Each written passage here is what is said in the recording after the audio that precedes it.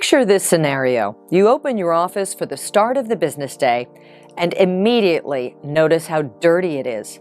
How frustrated would you be at the sight of a filthy lobby? When workplace cleanliness is suffering, so is your business.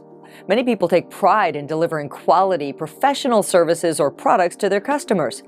It's disappointing when your cleaning vendor can't do the same. When their poor performance negatively affects your business, it becomes imperative that you reconsider the relationship. But as many advice columnists know all too well, breaking up is hard to do. For those businesses that feel stuck in a toxic relationship with their cleaning company, we hope this message can bring some clarity. Of course, if cleaning problems are a one-off, it's never worth overreacting. After all, commercial cleaning involves both working with and managing people. And people make mistakes. After a cleaning problem is reported, a good cleaning company should respond and take action to identify and address the problem. Superior cleaning companies should also be proactive and periodically inspect their work for quality control. Now, if you're experiencing repeated cleaning problems, this is the time to reevaluate the service. One of the first things you can do is assess how responsive the cleaning company has been up to this point. Do you ever see or hear from your customer service rep? When you complained last time, did you get an appropriate, timely reply? If the answer was no, you've got a problem on your hands. It could be that they're too busy or maybe even mismanaged. The only way to know for sure is to communicate both your concerns and expectations. If things don't improve, we wouldn't blame you for looking elsewhere. Since accidents can and do happen, it's important to quantify the deal breakers when it comes to a cleaning company's behavior. Maybe they're great at making big promises, but the execution isn't there. At the end of the day, you deserve a clean business. When picking and choosing your battles, what kinds of things might necessitate firing a cleaning company? Not locking doors. If you communicate that certain doors must be locked for security reasons, but the cleaners continually fail to do so, you should question their management. Are they forgetting to lock the front door? At that point, things are guaranteed to go south. Security should be paramount.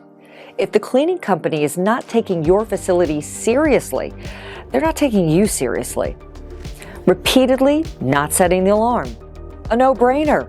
Can you even trust them at this point? Do they even care? Theft. The most obvious entry on this list. If electronics walk away, of course we wouldn't blame you for escalating things.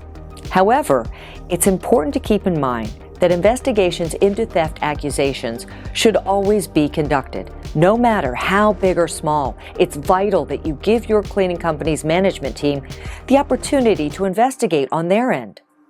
At times, it's easy to blame the janitorial company, but oftentimes there are many variables to consider before jumping to conclusions. Not showing up at all. Repeated no-call, no-shows? Never acceptable. Not only are you not receiving what you pay for, but the cleaning company has some serious management holes.